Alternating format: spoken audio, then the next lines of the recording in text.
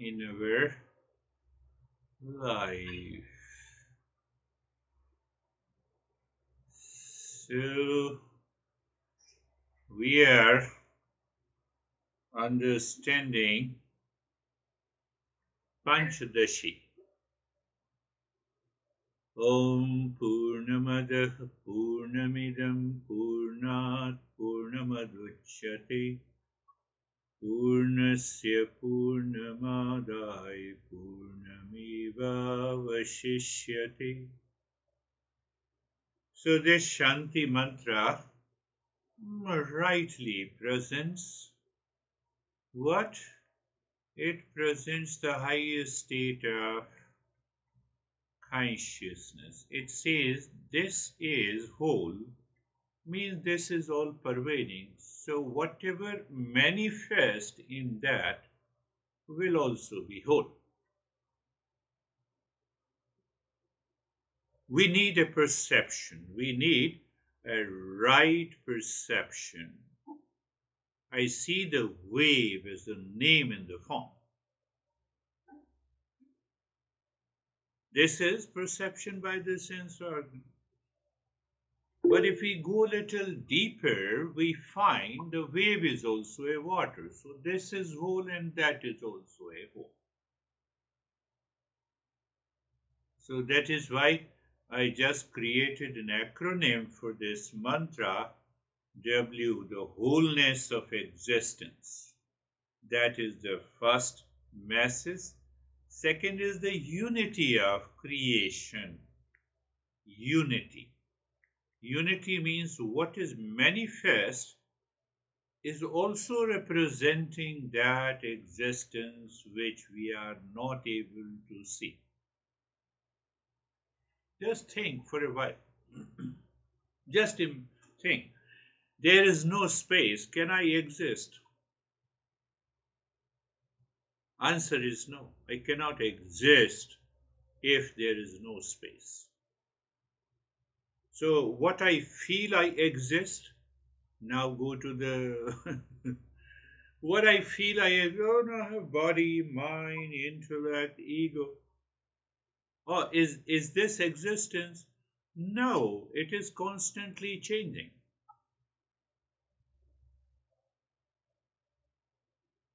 It is constantly changing. So the third message of this mantra is the immutability, immutable. Absolute is immutable. I see myself as the body mind complex. I don't see what is the real existence. Body exists because of existence. Mind exists because of existence. Thought exists because of that existence. This mantra summarizes the entire teaching of this text, which contains 15 chapters, but it is difficult to understand unless we go through all the chapters. Then what happens? If this is absolute and that is absolute, it means there is a non-dual consciousness.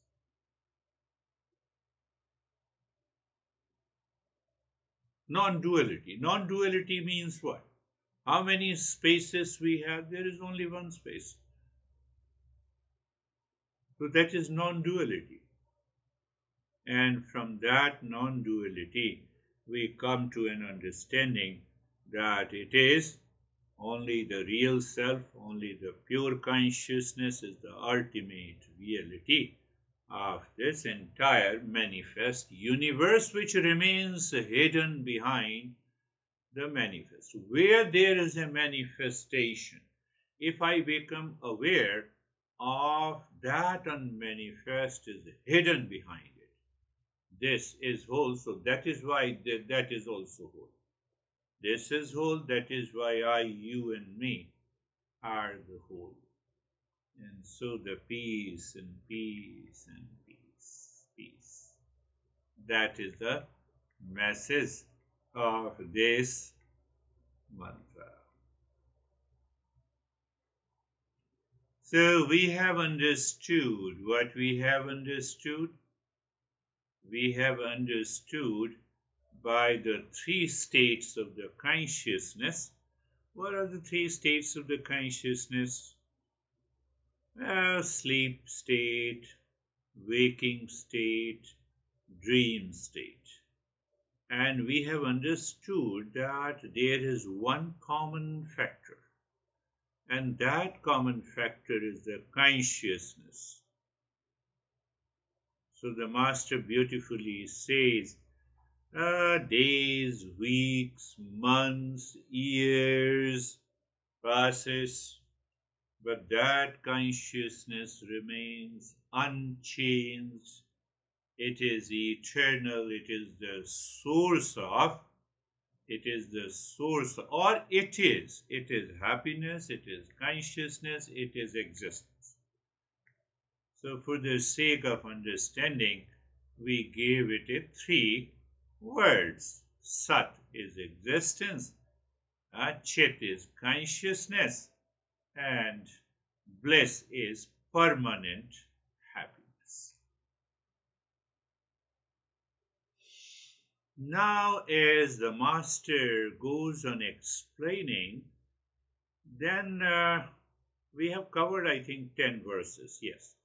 From the 11th to the 14th verse, 1, 2, 3, 4, 4 verses explains about happiness. I want to be happy. I wake up in the morning and I am stressed and anxiety.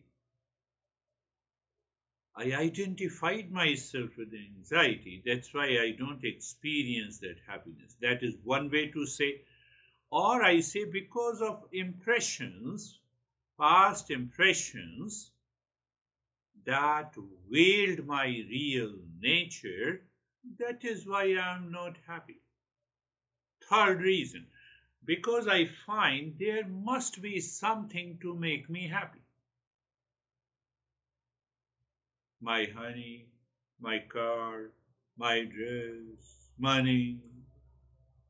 That should, so I feel a sense of hollowness and emptiness. On one day we find, oh, I'm alone, what lonely, what should I do? On the other day I feel that I don't have enough money. On the third day I feel I don't have the car that I've been desiring. You see, the hollowness, emptiness is common. Emptiness, sense of anxiety is common.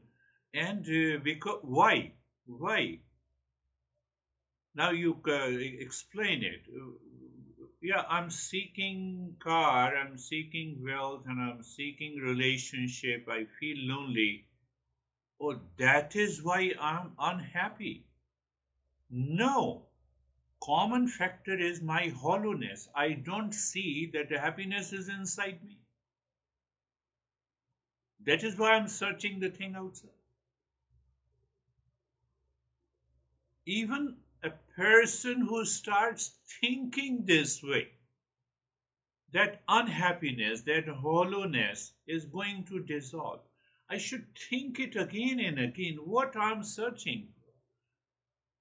Any object, event, situation, life, everything. So that triggering in the mind first is a realization that I'm not happy inside.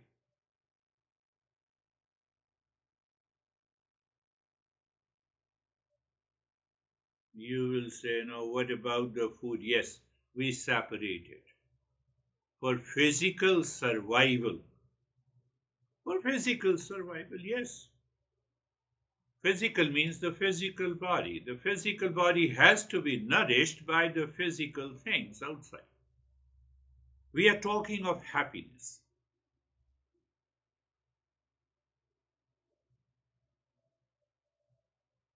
So there is some feeling, or there is some, you can say the thought and awareness or desire. I feel the sense of hollowness. That is why I'm running into the objects of the world for happiness. That is our topic today. We all are seekers of happiness.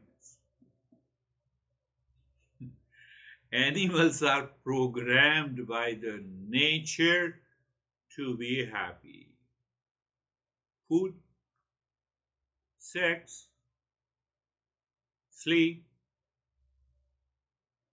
finish.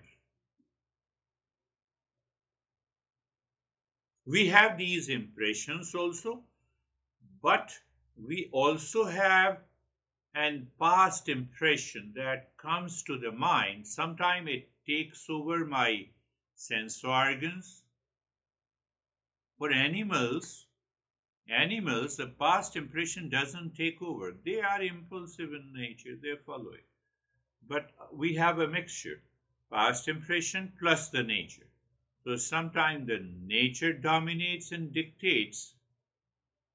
So we have an obsession.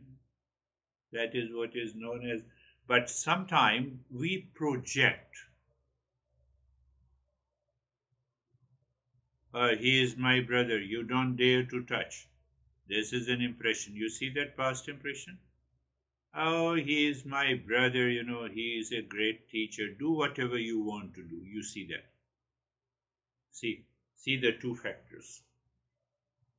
Very, very important, but very simple in that we do not understand. Now he is my employee. How dare you touch? He is my friend. Oh, now he is no longer my friend. Look at it. So the impression interferes my sensual perception. That is why on Thursday's session we discussed about that our mind can be purified by karma yoga. Leave that. So come to the happiness. Let us understand the nature of happiness and its source. This is in these 4 verses. The role of consciousness in experiencing happiness. Then we will discuss the difference between temporary pleasure and the lasting happiness. The impact of desires and attachment on our experiences of happiness. You see that you can, if we contemplate and reflect on these issues, and then we say the concept of projection and reflection. Projection, mind becomes unconscious. Reflection, mind wants to leave the impurity. Reflection in perceiving happiness. And then the relationship between the mind, objects, and happiness. So if we understand these things, these 4, 5 aspects, 6 aspects are clearly understood by this master. So let us see from where we should start. First, let's start with the contact with an object. Contact with an object we like or we dislike. We lose awareness.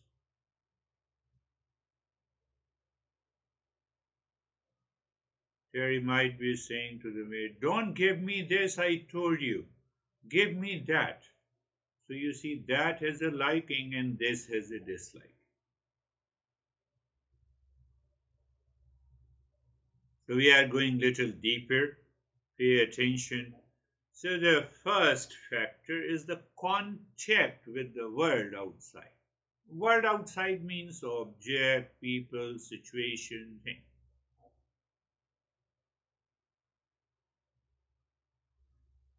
So mind is habituated or it triggers because of its past knowledge with an object. I should come in contact that gives me happiness or I should come with this person or object gives me unhappiness.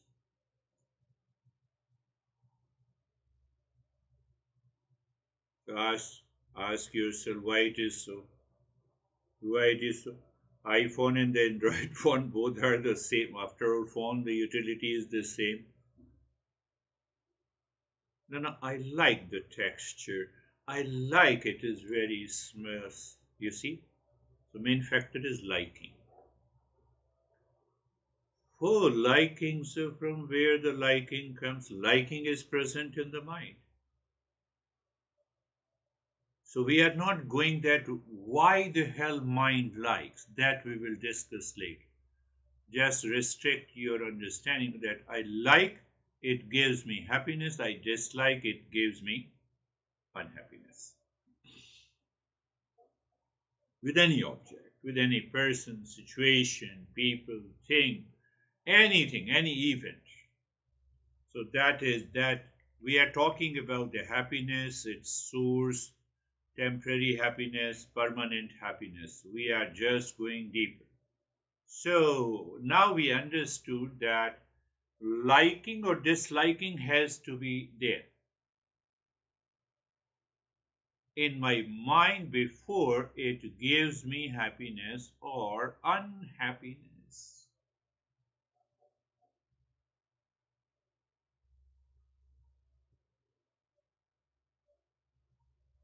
Let us move further. So, okay, now we are not going into that why we have a liking and disliking. So, a particular object gives you happiness. Does it give you permanent happiness? We want happiness in our life. No, I feel lonely, then I should have a relationship. Okay, so relationship. By relationship, you'll always be happy. We're asking a genuine question. Permanent happiness.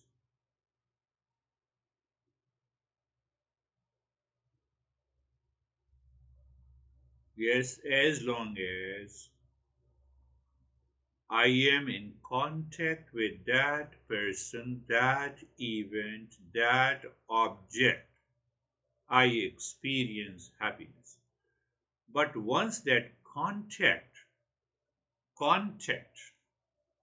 is dropped, my happiness also goes up.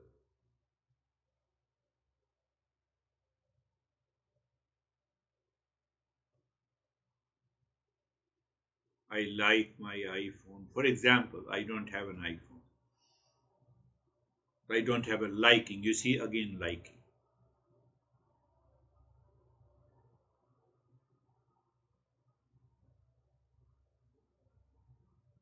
So even when we say, oh, I like iPhone, that gives me happiness, but that does not give you happiness all the time. And sometimes your hand is touching the iPhone and still the happiness is not there. So two things are there that we need to explore in every object. If you do it for about a week, the life is going to change.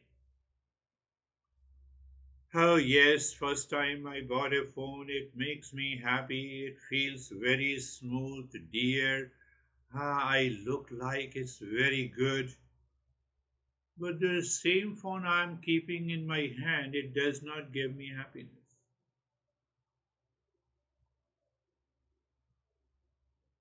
You see how the master explains? That is the beauty of this Eastern wisdom. It has two factors. Two factors. What I like, what I like gives me happiness. Clear? I am just writing in order to save this, what I taught today. Second factor, that happiness, that level or degree of happiness goes on decreasing with that object. You pick up any object, you pick up any person. First time matters, and now it has been couple of years. First time touching of what I like gives me the happiness. So on the scale, now be scientific. On the scale, first time what I like, it is in my hand. For example, phone. On the scale of the 1 to 10, my happiness is 10. After a week, the happiness is 9. After a few weeks, the happiness is 2 or 3. And after 6 months, I have a lot of stress in still keeping the phone in my hand. Happiness is not there. Do you see that? Look at it. You just start thinking in this way, and you will see that you'll have a bigger smile on your face. Oh my goodness, yes. What we were discussing and trying to understand, that as such, there is no permanent happiness even when I come in contact with any object, any person, any relationship, anything, any event or situation. Same situation which used to give me, which I used to feel is the source of ultimate happiness, is not that happiness. So I want to inquire why it happens.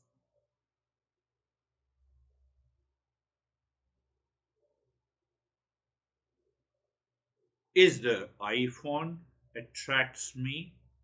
It contains that happiness. That is why it attracts me in the beginning.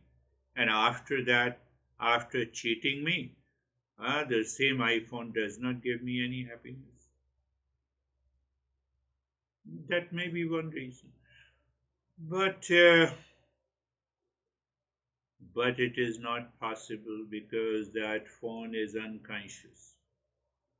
Even in relationship, I perceive the presence of the body and the mind gives me the happiness. Answer is no.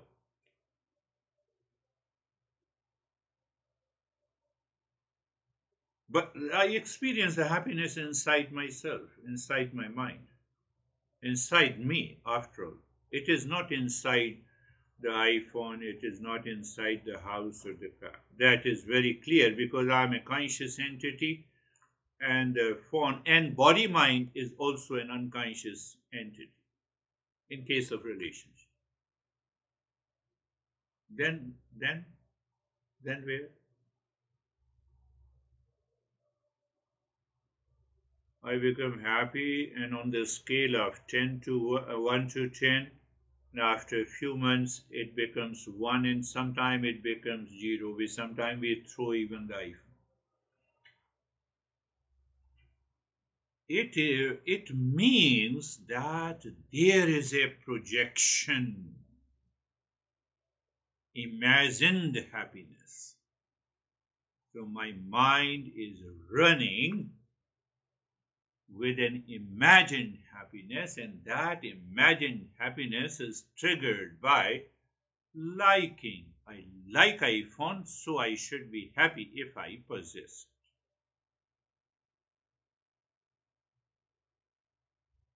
Or you look at a girl and a boy, oh, if I marry this boy and a girl, I'll be happy. That is also an imagined projection. And that is how we live our life daily. Daily. I like this, I don't like this. In terms of the food and situation and event and relationship. Oh. You see the analysis, the way Master is doing the analysis. I have taken few verses from the 15th chapter to talk about it, and then I will explain you the first these four verses from verse number 11 to 40, because I have studied and understood the entire text, so that gives the holistic picture. You are simply studying the first chapter, so I have taken from it so that I can corroborate.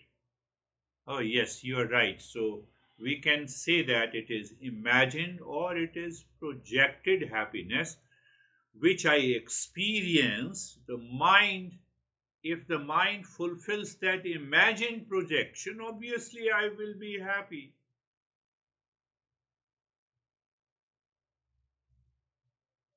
If Terry does what my mind has already thought of it, it makes me happy. So that is also an imagined projection. Or Dennis does the same thing which I think. Look at it. Look at it. So that idea is shattered once we possess that object, once we start living with a person in relationship which I imagined happiness, gradually that imagined happiness dissolves.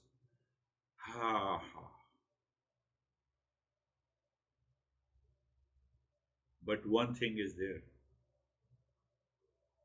Look at it, the in-depth understanding, and one thing is there. So until now, if you don't believe, belief pending inquiry, and still, for example, if you don't believe as a seeker that after all, one thing is clear. What is one thing is clear? I experience happiness.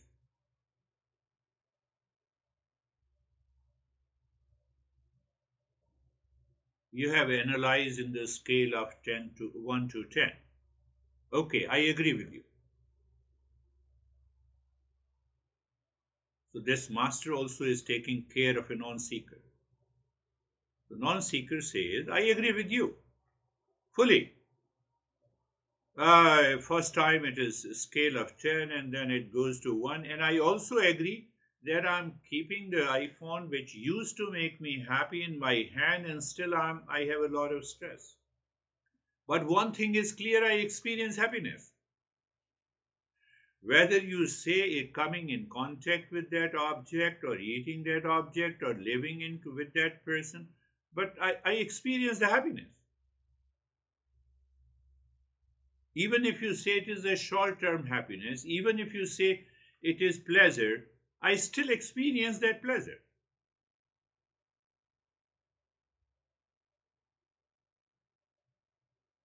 Look at it. So we are going, oh, okay, yes. So the master gives you such a beautiful answer. We need to reflect on it. First answer, you already got it from the last 10 verses. We are not going there, so he gives another reason. What is the previous reason? You already do. Knowledge of an object or object of knowledge. Object of happiness or happiness of object. So happiness of object, obviously it is in pasta, it is in phone, it is in a person. So we are not going there. The master says that, oh, that argument and that understanding is only for dream, sleep, and waking stage.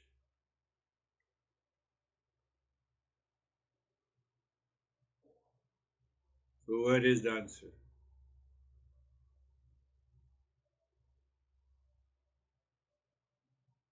I like latest iPhone. This is a thought. When I told you in the very beginning, hollowness is already there within me. So I have already imagined, have projected happiness in the iPhone. There is a gap. iPhone is there and I am here. I have to make an effort to get the iPhone. Clear? Or I have to make an effort to eat pasta or get a car or a house, whatever the object of the world.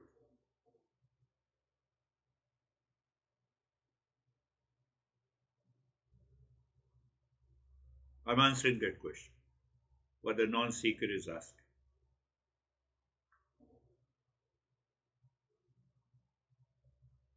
So I have a desire to get the iPhone. Desire is a thought associated with a feeling. And my mind keeps on thinking about it subconsciously, habitually. I need to have money, I need to go to that. So the entire planning is further projected. So acquiring and possessing an iPhone, I have millions of the thoughts that has already agitated the mind. Are you getting? That is what happens in our daily life. So those millions of the thoughts working on possessing a particular object from the world outside because of projected happiness, I have millions. So what the millions of thoughts are doing, it has hesitation, it has already agitated my mind. So because of that desire seeking happiness, my mind is already agitated. I'm making it simple today.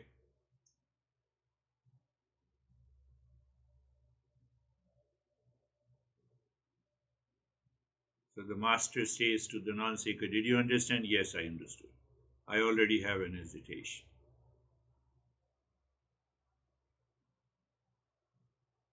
So you are asking that after all, I experience the happiness.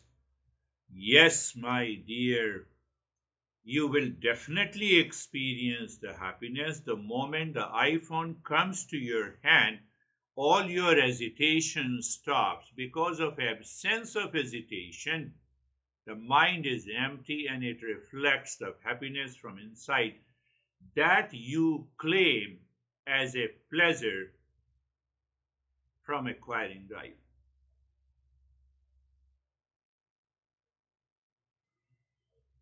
Yes, you experience the happiness not by acquiring life, but your mind is agitated with millions of the thoughts and a feeling associated with the liking of iPhone and acquiring it and possessing it. So all those thoughts comes to an end, your agitation drops. Because of the absence of hesitation, because the iPhone in your hand is there, you acquired it. So for a few seconds, mind becomes empty, and that emptiness reflects that inner happiness, which still you are living in ignorance that you are still projecting on iPhone. The master says, I have already told you on the scale of 1 to 10. Happiness is not there. Did you understand? So for anything, whether it is a sex or inquiring, uh, getting the iPhone or a car or a house, uh, or doing any act which seeks the pleasure and happiness from the world outside is not there. By possessing, by thinking, by liking, by projecting happiness in the worldly object or a person and making an effort, first you create a heightened state of hesitation. That is what happens in obsession and addiction also.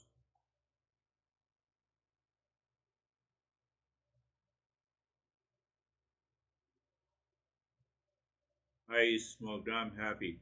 After 10 minutes, no, I'll just come back again. You see, that trigger, that upset is there. So I will go back again. Trigger is there for coffee, or for tea, for anything. That trigger agitates my mind. No, no, if I don't have the coffee, what should I do? Let me have it. What a genius way of understanding. The more and more we think and contemplate, our mind drops all those hesitation which has been created by the likes and dislikes.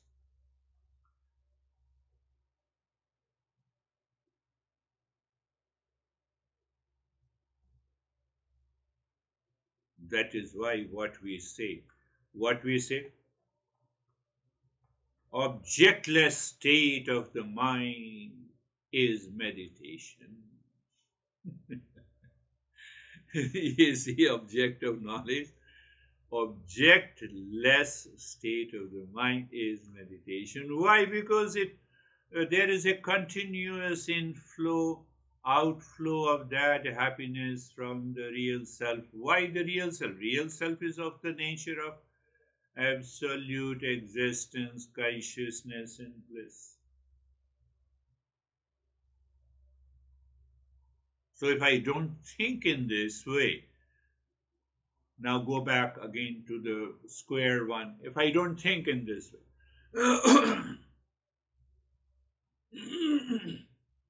so when I don't think in this way, nature has already programmed.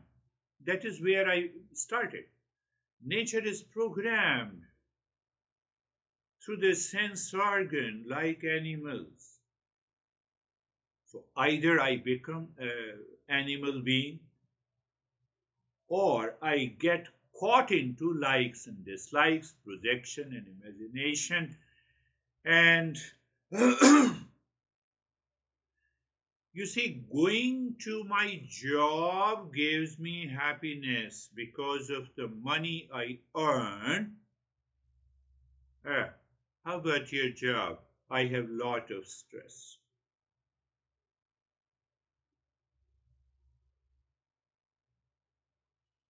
No, I don't want to go. One guy here nearby my house, he came to me. I don't want to go to my house because, I hate my wife. But I have a problem. I cannot divorce. You see, likes, dislikes, hesitation in my mind. But he doesn't know, even you divorce your wife on the scale of 1 to 10. First is 10 after 1. Why don't you solve the problem of your mind? Why you are going there? He says, I'll come back and I will understand it again. But one thing is clear, that without the divorce, I cannot live happily. But then there is a problem. If I divorce, I will lose my house. House gives me the happiness. My hesitation continues. So the master is saying, you just analyze, observe, and perceive all those hesitation you acquired habitually by the nature. Get rid of it. You'll be happy. You don't need to be dependent on anything outside.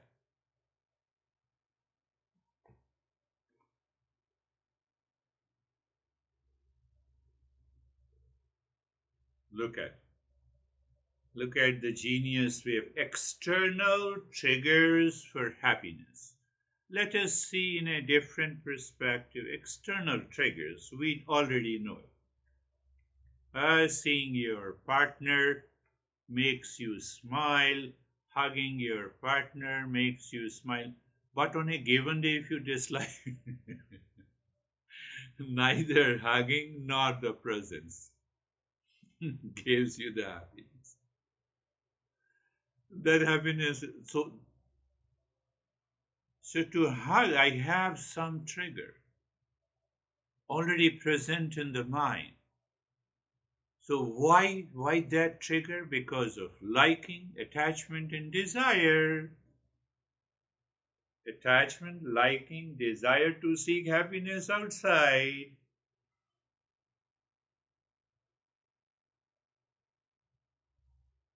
Did you understand? Simple thing that I develop a desire for partner's presence, attaching my happiness to him or her. That is what I'm trying to explain.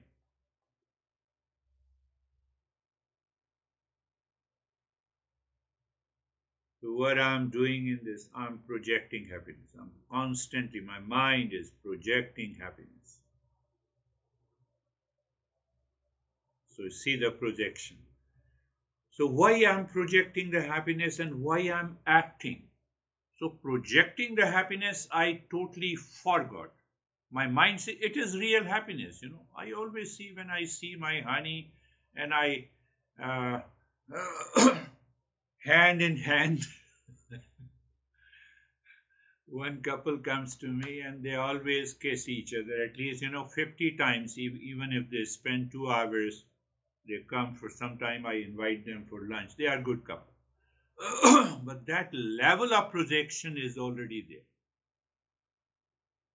They talk something and ultimately lip to lip.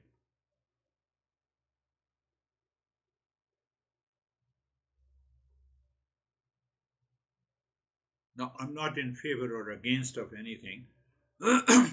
So what is that hesitation of doing it 50 times in 2 hours? Desire fulfillment.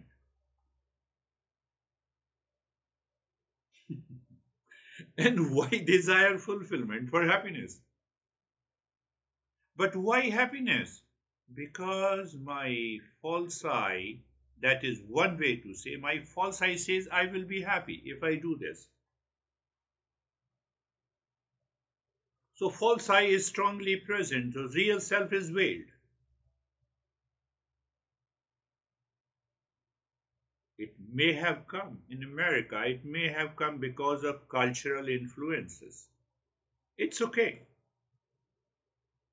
Or expression of affection. But now it has become an illness. And from that illness, I am happy. But there is an inconsistency by this act. There is a lot of inconsistency of happiness from this kind of a desire fulfillment. So I have an inability to generate a happiness in all the time because of this act. I'm not happy. Sometimes I'm not happy with the honey, so I won't do it. So that gives me a frustration and disillusionment. And that frustration and delusion, then I go to a psychiatrist or psychotherapist for a counseling session. I'm just, that is what I've seen. So what happens, when I go to psychotherapist, I'm trying to cope. Psychotherapist gives you a coping mechanism. It does not give you the root cause. Oh, now the time has come that you should divorce and remarry. So we will start with the same issues again.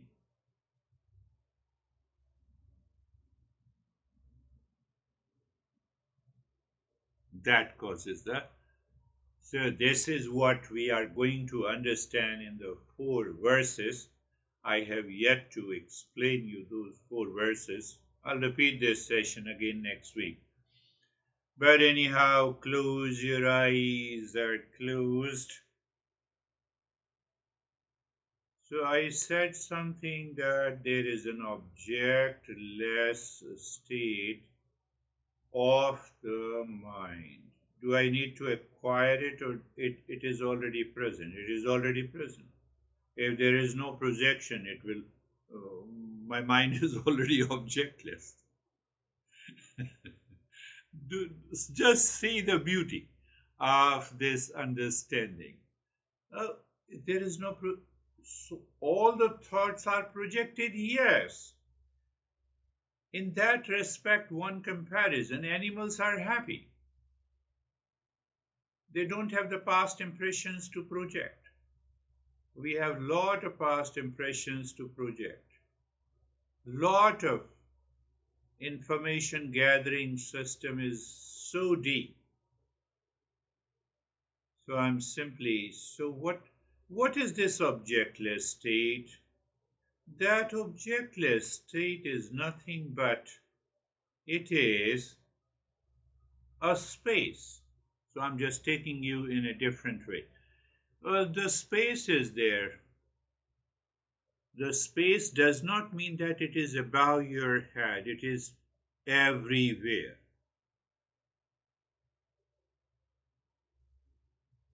Become aware of the space. Be aware of the space. Space is awareness, and awareness is space. You have to prove this statement. And if you prove this statement, you are already in the objectless state of mind.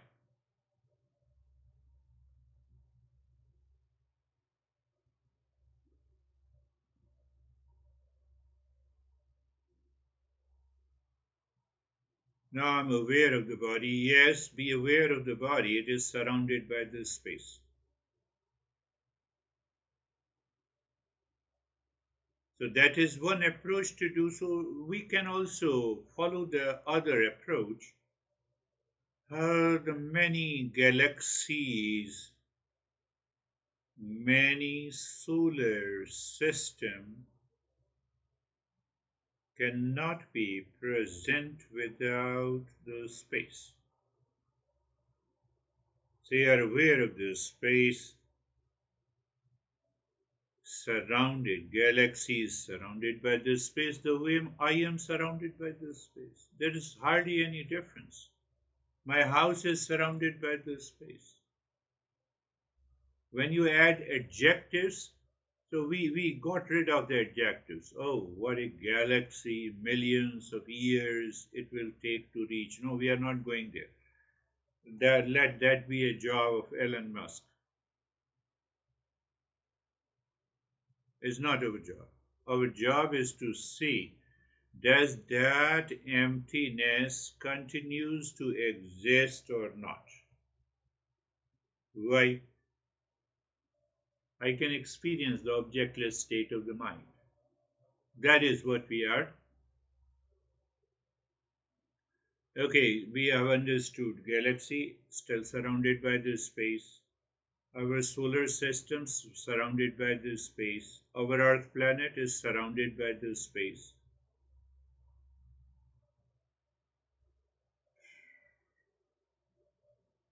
What is the catch here? The master says you cannot recognize any object of name in the form if it is not surrounded by the space. And what I said, space is awareness, awareness is space. I cannot recognize my phone if it is not separated from the other objects. Another expression. But how it is separated by other objects? Because of this space. Oh, you're right. So the earth is surrounded by this. My house is surrounded by this space. Just become aware of the house surrounded by this space outside and also the space inside.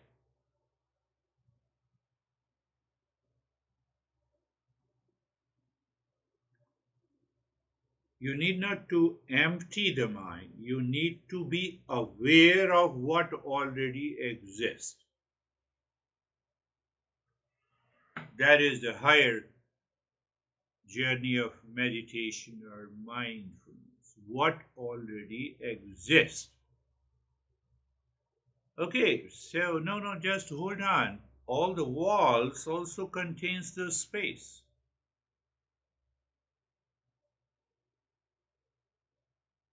Oh yes, all the walls also contains the space.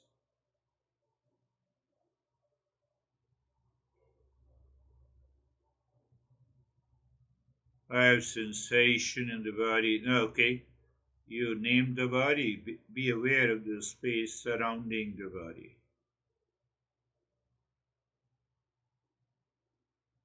I told you But I cannot know, recognize any object if it is not surrounded by space. Whether space is awareness and awareness is space. That awareness is nothing but the consciousness. Do you mean to say that consciousness through the mind, in the absence of projection, becomes aware of the space? In the presence of the projection, my mind is focused on that object with its qualities of liking and disliking. Projection continues. That is the only difference. For example, my sense organ perceive Terry. Only the sense organ perceive Terry consciously. Wonderful. But it perceives with many projections. What is that projection? One is a default projection.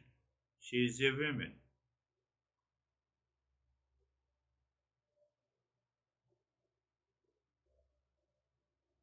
Two perceptions. Now look at the third perception. What is the third person? Surrounded by the space, minus man or women. Then this name and the form, inside there is a space. Every cell there is a space. So I used to tell you that whether millions of birds are flying in the sky, nothing happens to the sky. Oh, it means space is not outside, but it is all pervading. It is only one.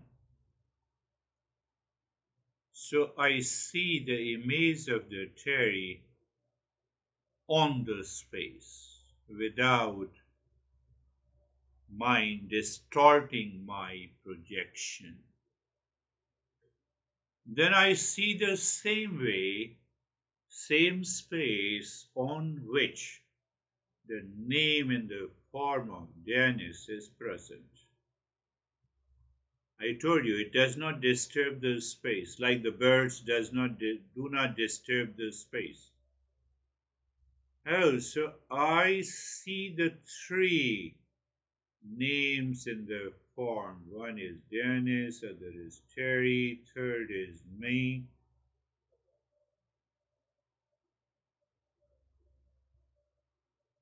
What is left is only the space, infinite space.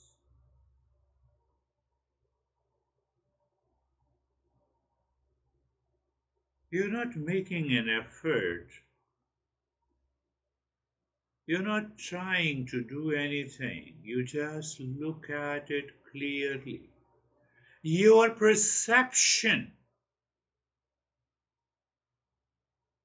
by the senses governed by the nature.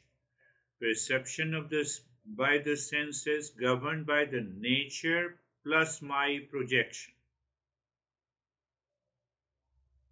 Second perception, now third perception, you see. You see, that is how the journey of Eastern wisdom works. So perception by the sense organ as it is, with a perception from what is right and good. That is dharma. That is what the Buddha says. So what is right and good? It leads to right perception. So that purifies the mind. I'm not looking because of any projection. So where I land up? Just the name in the form. Outside there is a space, and inside there is a space. Like the birds flying in the space, nothing happens to the space. Oh, nothing happens to that space, but the space is consciousness, and consciousness is the space. So why I say so? That I cannot recognize any object if the if that object is not surrounded by the consciousness, there will be no recognition. Oh, there will be no recognition. Yes. So am I meditating to recognize an object? No. So I lose sense of liking and disliking. Yes. Then what? Consciousness is the ultimate reality.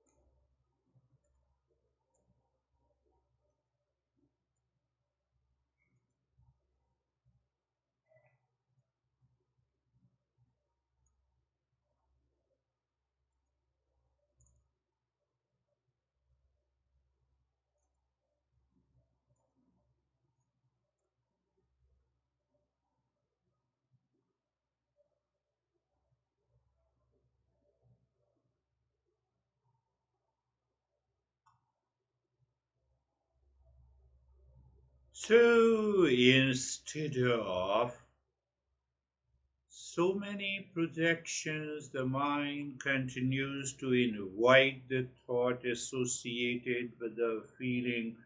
Oh, that is the problem I experience. That is not a problem. The birds are still flying. You are aware of the space only. You have understood, you have realized that the space has to be there. So by recognizing lot of the thoughts, you see it behind, you see the space behind it. Where is the problem? So factually, you are doing nothing. Right perception. That's another way we can interpret teachings of the Buddha, the first of the Eightfold Noble Path. He says right perception.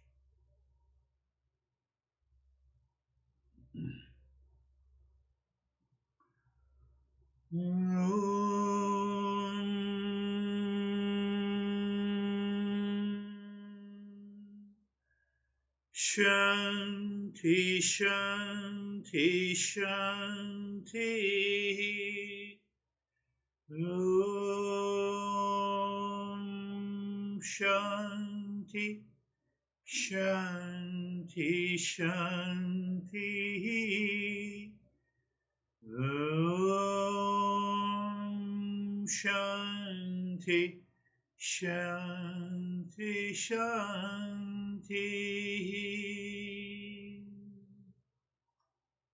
Bring your mind on the right hand, your mind on the left hand. Lift your both the palms, place it on your eyes. Open the eyes inside the palms, know your experiences, and bring the hands down. How are you, Dennis?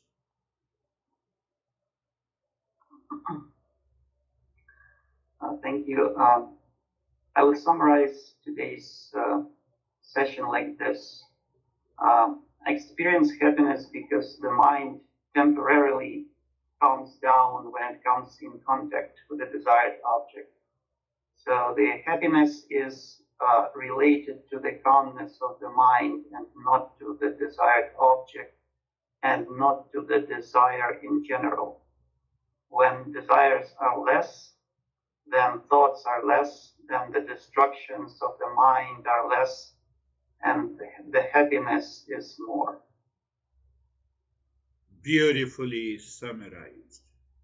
Beautifully summarized. Desires are less, thoughts are less, mind is less agitated, so it has some time to reflect on inside instead of focusing on the object and the people and the relations outside.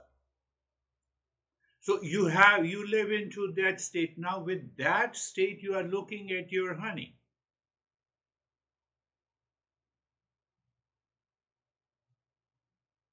You're already in happiness. And the honey is with you. The honey perceives you are happy because of him and her. Let it be so. Let it be so. If the honey does not want to understand, let it be so. Oh, my presence makes you happy. Yes, honey.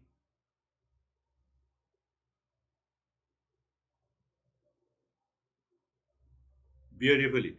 How are you, Terry?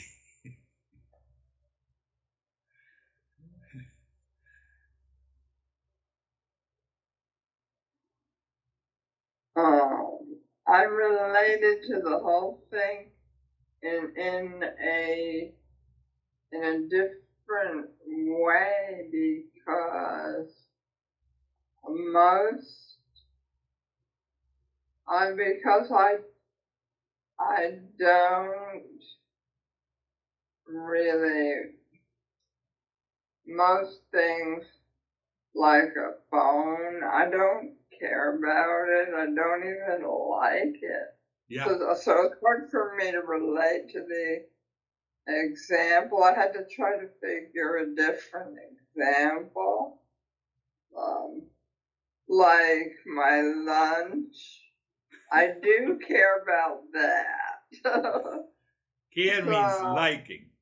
But at one point you said that something about the emptiness of the mind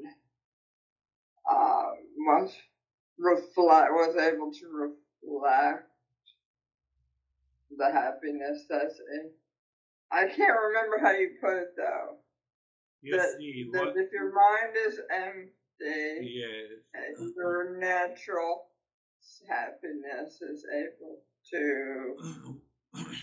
While teaching, we say if the mind is empty, and empty means the space.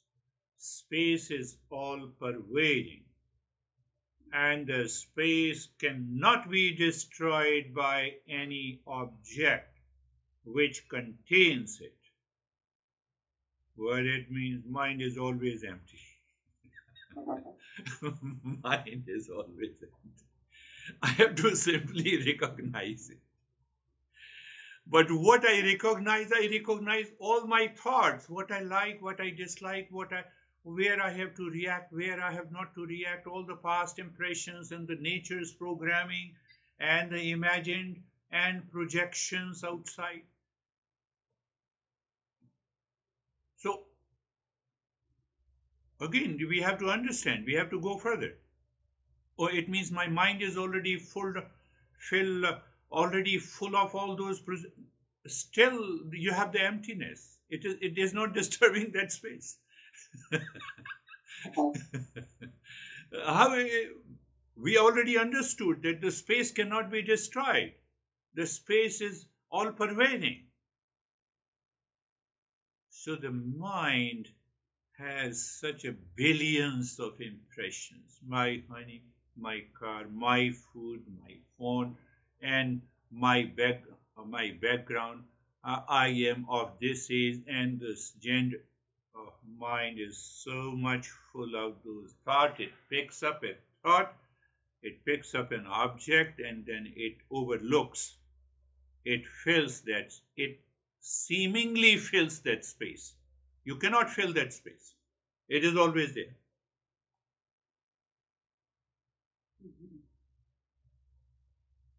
That brings us to a conclusion and a principle that meditation is not a practice. Because if you are doing a practice of anything, any step, you are filling it. Are you getting it, Dennis? You are still filling it. So, don't do it. Don't fill it. But that is the journey on Saturdays. This follows one principles, and Mondays and Thursdays, no, you have to do it. That follows another principle. So we have 5 or 6 different sets of principles on which the entire Eastern wisdom is based. Oh, you have the impurity of the mind. That is why you need to purify the mind. So you have to follow it. You have to do the karma yoga. But here, karma yoga doesn't apply because you are at a much higher level. Anyhow, that is all. Thank you very much. We will meet on Monday now.